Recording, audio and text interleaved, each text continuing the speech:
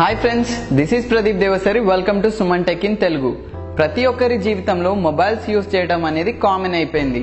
ఈ మొబైల్స్ వల్ల ఎన్నైతే ప్రయోజనాలు ఉన్నాయో అన్నే అప్రయోజనాలు కూడా ఉన్నాయి. అంతేకాదు, ఈ మొబైల్స్ నుంచి వచ్చే రేడియేషన్స్ వల్ల అనేక మంది రోగాలకు గురవుతున్నారు. మనం రోజు సెల్ ఫోన్ లో గంటల కొద్దీ మాట్లాడుతూ ఉంటాం. కానీ చాలా మందికి ఓ అనుమానం అనేది ఉంది, మనం కాల్స్ వచ్చినప్పుడు ఏ వైపు నుంచి మాట్లాడాలని. మీకు కాల్స్ వచ్చినా లేక మీరు కాల్ చేసినా ఎప్పుడు మీ ఎడమ చెవితో మాట్లాడాలి. కుడి చెవితో మాట్లాడితే ఏమవుతుందన్న డౌట్ మీకు వచ్చిందా? కుడి చెవితో మొబైల్స్ మాట్లాడితే మీ మొబైల్ నుంచి వచ్చే రేడియేషన్స్ డైరెక్ట్ గా మీ బ్రెయిన్ పై ప్రభావం చూపిస్తుంది. ఇందువల్ల మీ బ్రెయిన్ డ్యామేజ్ అయ్యే అవకాశం ఎక్కువగా ఉంది. కుడి చెవి దగ్గర ఫోన్ పెట్టుకొని కాల్స్ మాట్లాడడం వల్ల ఏమవుతుందో తెలుసుకుందాం. కొంతమంది పరిశోధకులు 20 ఏళ్ల నుంచి 25 ఏళ్ల లోపు ఉన్న యువకులను ఎంపిక చేసుకొని వారిపై ప్రయోగాలు చేశారు. ఈ ప్రయోగాల్లో వాళ్ళకు తెలిసింది ఏంటంటే, కుడి చెవి దగ్గర ఫోన్ పెట్టుకొని మాట్లాడే వారి మెదడుపై భయంకరమైన ప్రభావం పడుతుందని తెలిసింది. అదే ఎడమ చెవితో మాట్లాడే వారిలో ఈ ప్రమాదం లేదని గుర్తించారు.